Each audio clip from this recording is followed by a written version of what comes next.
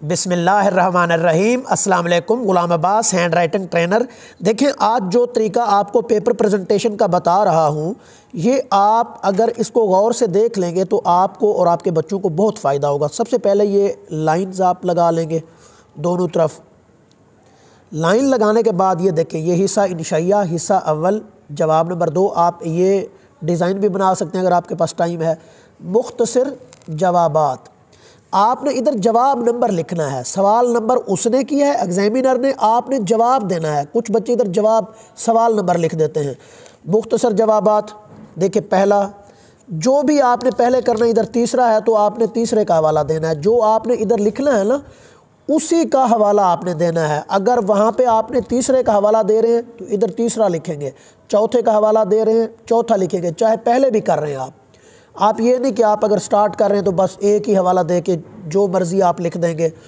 जो नंबर बनता होगा जवाब का, वही नंबर आपने इधर लिखना है। अगर ये चौथा है तो चौथा नंबर लिखिएगा। अब देखें, यहाँ पे एक चीज़ मैं समझाता हूँ। कोई भी चीज़ आपने पेन से जब लिखनी है तो हर लफ्ज़ के दरमियान आपने फ़ासला रखना है। जैसे ये है, नमाज में अगर भूल हो जाए तो आखिर में सजदा किया जाता है, उसे सजदाए सहव बोलते हैं। ये देखें, सजदाए सहव कहते हैं। ये हर लफ्ज़ के दरमियान आपने खूबसूरती से फ़ासला रखना है। देखें, आपकी तहरीर अगर फ़ासले से लिखी हुई नज़र आएगी, हर लफ्ज़ के दरमियान फ़ासला होगा, मिक्स नहीं करेंगे, तो एग्ज़ामिनर आपको बहुत ज़्यादा नंबर देगा। अब देखिए, ये जवाब नंबर 2 है, अलिफ इसका जुज़ है, हवाला मतन। और ये आप कर सकते हैं, जो पैरा का तरीक़ाकार होता है वो आप कोई भी पैरा लिख सकते हैं। यहाँ पे उसका थोड़ा सा हवाला देना होता है। फिर सबक का उन्वान, रब्त का साइन, मुसन्निफ़ का नाम, रब्त का साइन, और इधर आपने लिखना है तरतीब से। देखें, मैंने सीरत-उन-नबी नीचे मौलाना शिबली नमानी बिल्कुल तरतीब में लिखा है।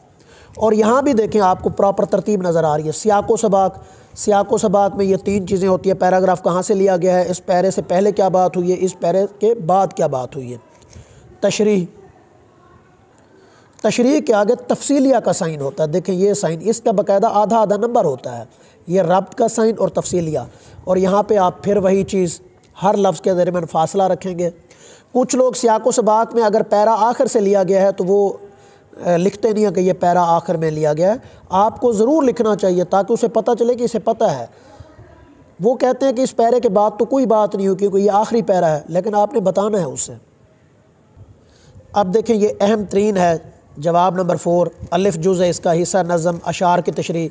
ये देखें, ये आप अशार लिख सकते हैं मार्कर के साथ। छोटे मार्कर से लिख लें, 604 मार्कर जो छोटे कट वाला होता है। फिर नज़म का नाम, फिर रब्त का साइन, हमद, और शायर का नाम, फिर रब्त का साइन, अमीर मिनाई। तशरीह में फिर आपने क्या करना है, तफसीलिया का साइन लगाना है। कुछ लोग यहाँ पे मफ़हूम का हवाला भी देते हैं, वो भी ठीक है। अब इसका हिस्सा बे है, हिस्सा गज़ल, शेर नंबर 1। ये देखिए, ये आपने शेर ऐसे लिख लेना है। फिर शायर का नाम, फिर रब्त का साइन, मीर तकी मीर। अब इसमें गज़ल का नाम नहीं होता। तशरीह, मफ़हूम भी लिखा जा सकता है, बीच में एक लाइन आप मफ़हूम की लिख दें, तशरीह। अब शेर नंबर 1 तकरीबन 3 अशार होते हैं। दूसरा जब आप लिखेंगे दोबारा शायर का नाम और मीर तकी मीर, ये लिखने की ज़रूरत नहीं है। बस शेर नंबर 2 शेर का हवाला देंगे और 7 तशरीह। बस ये हेडिंग आपने देनी है, चाहे 3 शेर हों, 4 हों, 5 हों। उम्मीद है आपको ये वीडियो पसंद आई होगी। चैनल को सब्सक्राइब करें, लाइक करें। अगर आपने ऑनलाइन पेपर की प्रेजेंटेशन सीखनी है तो ऑनलाइन मुझसे रब्ता करें। बेहतरीन अंदाज में उर्दू हैंड राइटिंग भी आपको सिखाऊंगा और पेपर प्रेजेंटेशन भी। बहुत शुक्रिया, अल्लाह हाफ़िज़।